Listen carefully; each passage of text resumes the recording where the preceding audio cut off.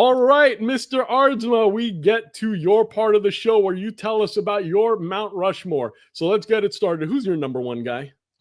Mama called him Giancarlo, so I'm going to call him Giancarlo. I don't know if it was Mike or Michael or Giancarlo. Yeah, I'm going to say is actually, I want to say this ahead of time. The three best guys on this list were started their careers here and then moved on. And It kind of sucks, or at least like somewhat started their careers here. But it just kind of sucks because this organization has got their best players and none of these guys have really been there long term where like this, if you want to make a list, guys, be a Marlin. Good luck. Good luck. You'll be on the list pretty quick if you have a good start to your career. Yeah. And then you'll be somewhere else. All right, so we started with Giancarlo Stanton, also known as Mike, got the huge contract from the Marlins, was traded for a bag of balls to the Yankees. Yankees ended up paying him a lot of money, has been an absolute joke as a New York Yankee, at least in my estimation. You're absolutely nuts. Why? Why am I nuts? He hasn't been healthy. He has been a shell of the player that he was in Miami. He's never reached that peak that the Yankees thought they were going to get when they got him a year after he hit 59 home runs. Yes, he 59 home runs. The next year he had 38 home runs with 100 RBIs. A couple injury years, then 35, 31, 24, 27 last year.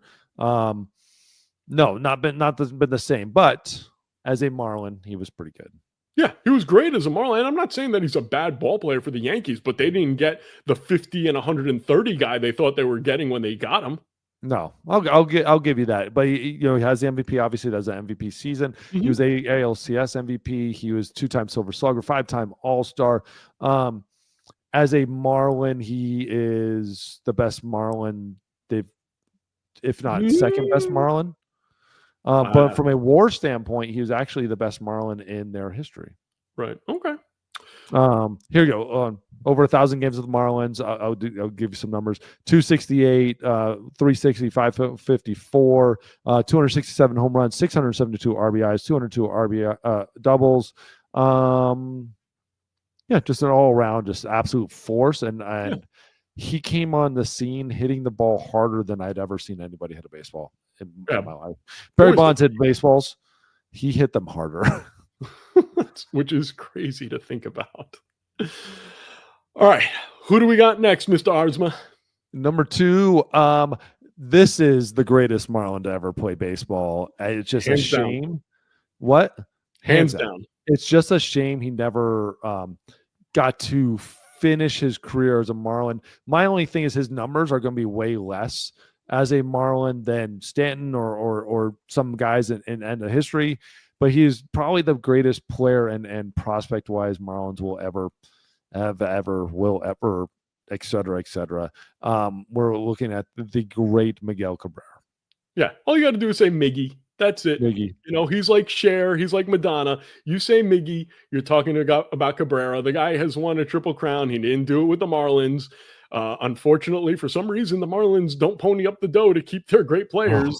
Until it's time to build a new stadium, then they sign everybody, and 3 months later they trade everybody because they suckered the entire city into thinking they'd be good for a while. But yeah, what a ball player.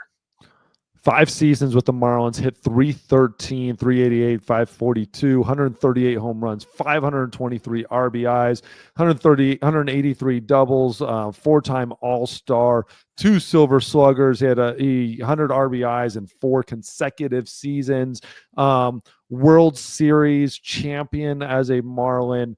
He was Rookie of the Year 5, MVP 22, MVP 5, MVP 5, MVP 15, and then moved on to Detroit, where he ended up playing the rest of his career, finishing his career out. So, which is absolutely nuts. That's how it ended up. He double 2-time MVP over there, and the numbers with Detroit. First ballot Hall of Fame type player. Nothing. Absolutely crazy. Triple Crown, 7-time Silver Slugger, Player of the Year, 4-time batting champion, 12-time All-Star. I mean, this all around one of the best players I'd ever seen play baseball. I've gotten him out. I think he's 0 for 2 against me. Really? No. He had a hit, an infield base hit once. It was absolute bullshit. All right. I need to now look this up. Do you want to know? I was looking up what the trade was that got him to Detroit. Do you want to hear the trade? Oh God. Miguel Cabrera and Dontrelle Willis to the Tigers for Andrew Miller, Dallas Traherne, Eulogio de la Cruz, not Ellie, Eulogio, Burke Bradenhop, Cameron Maben, and Mike Rabello. A lot of prospects in that. A lot of prospects in that. Who was the other guy with Miggy? Oh, this pitcher named Dontrelle. Oh, that's it. Oh, I get it. Dontrelle, though, is like, here's the thing. Both of those guys were contract-wise. Like, Miggy had played 5 years. It was going to take a lot of money to bring Miggy back. But they should have. That's money that should have been well spent into him. Miguel Cabrera, 400 batting average against your boy. 2 for 5. 1 walk, 1 double. That one of those hits was an infield base hit when I was with the Mets, and I remember throwing it and seeing the ground ball roll, and I was like, and I looked over at Miguel at first base, and he goes,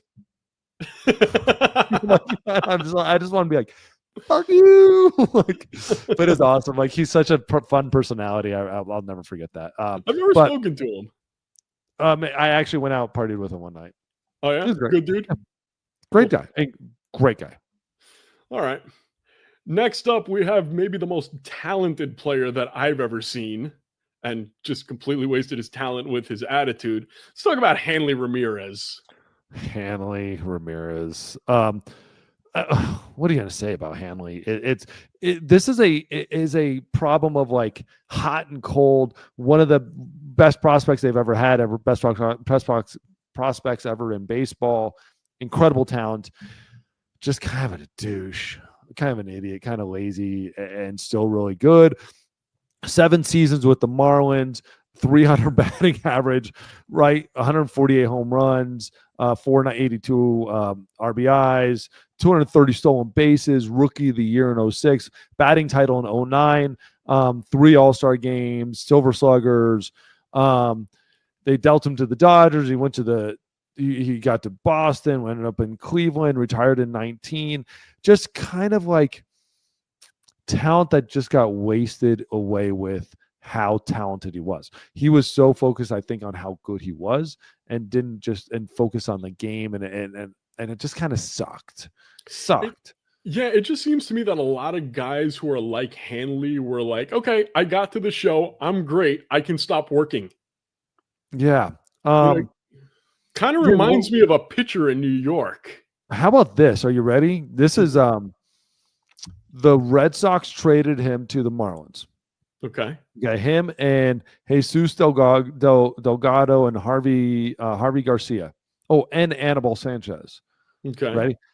To the Red Sox for Josh Beckett, Mike Lowell, and Guillermo Mota.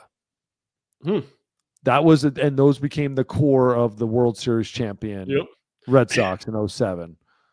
Like the core of the Red Sox champion team. And then he ended up getting some good trades. When he went to the Dodgers, when he ended up going to the Dodgers, it was Nathan Eovaldi. Yeah. And Scott McHugh, who's ended up, I think he's the assistant GM of the Dodgers now. All right. But that's Hanley. Hanley, God, such a prospect.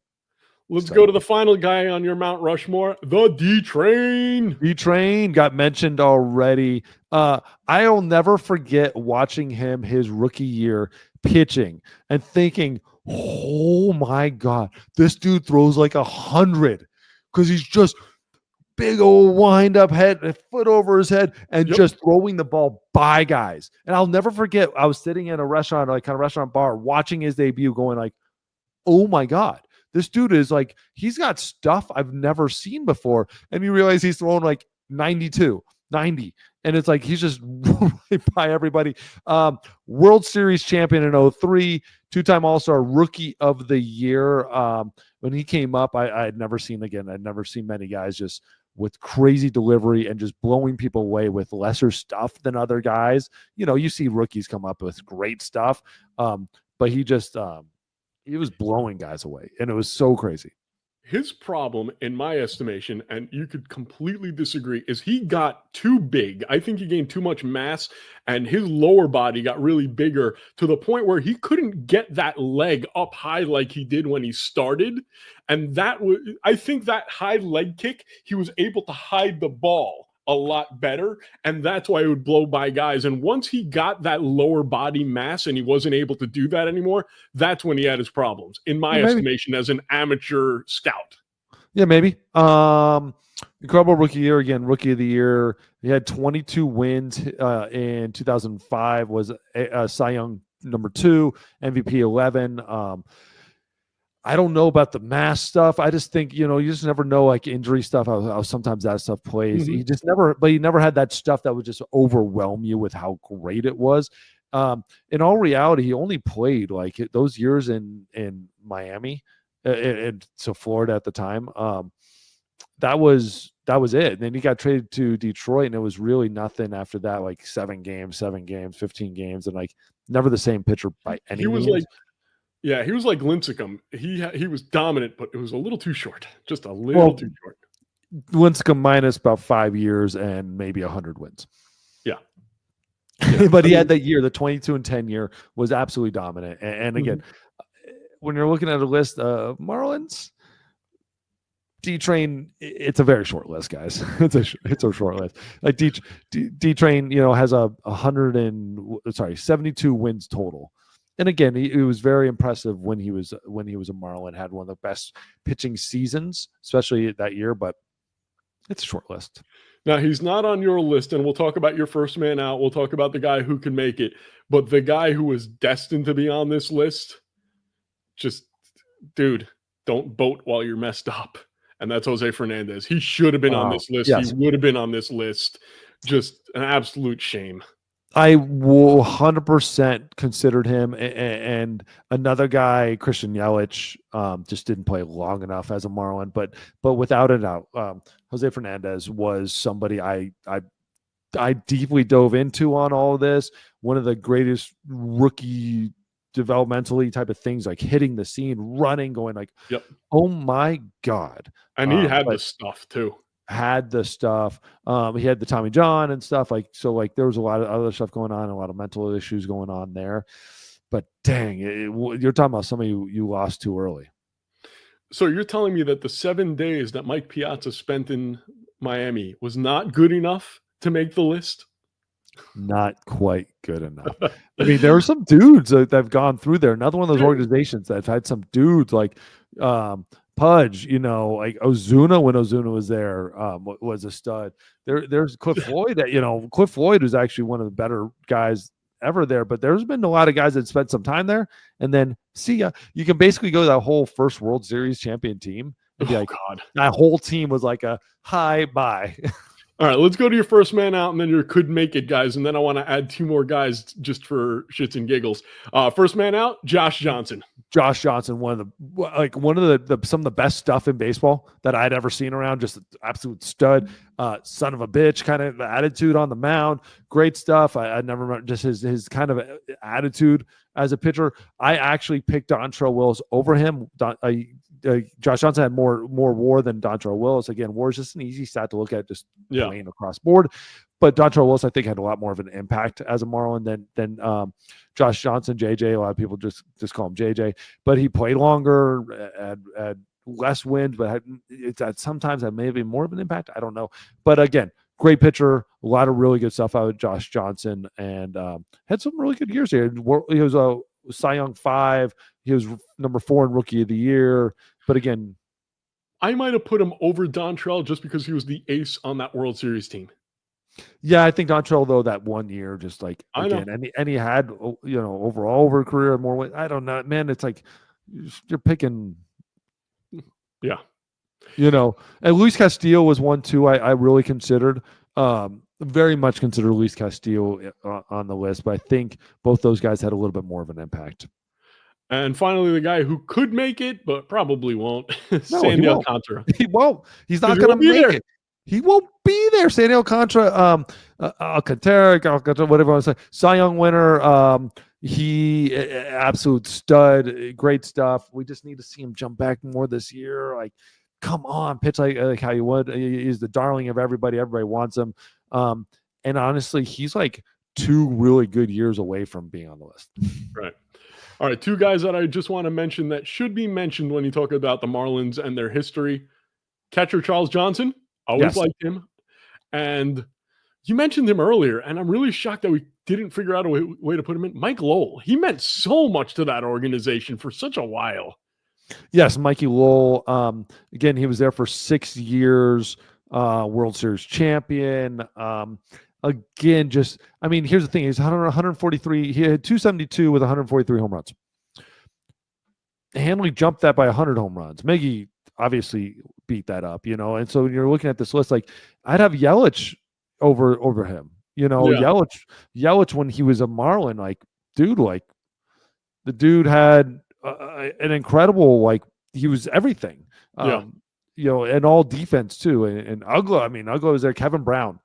Kevin Brown as a Marlin when a short little period of time, like, he averaged like a 7 WAR both years he was there. Don't forget about the great Bobby Bo. Bobby Bo. Absolutely. Gotta love Bobby Bo. Probably getting paid by them too. He's still getting paid by everybody. Well, Jeff Conine. Jeff Conine, a huge chef in that short period when he was there. Oh, God, Chef. I forgot about him, how good he was as a Marlin. Right? There's some dudes that were there. Like, Josh Beckett. If Josh Beckett had spent just a couple more years, he'd be on this list. Yeah. Yeah, they just don't keep anybody. It's a bad organization. Let's call it what it is. Derek Lee. Talk about prospects. All right. If you guys agree or disagree with us, please let us know. Is there somebody on the list that should be there? Feel free to, write a little comment. So tell us that we're smart or we're stupid. We're fine with either one. Make sure you both. Make sure you subscribe. What was that? Been called both. Yeah. Most of the time by your wife. Yes. Yeah. So with that being said, I'm James. He's David. We'll see you next time.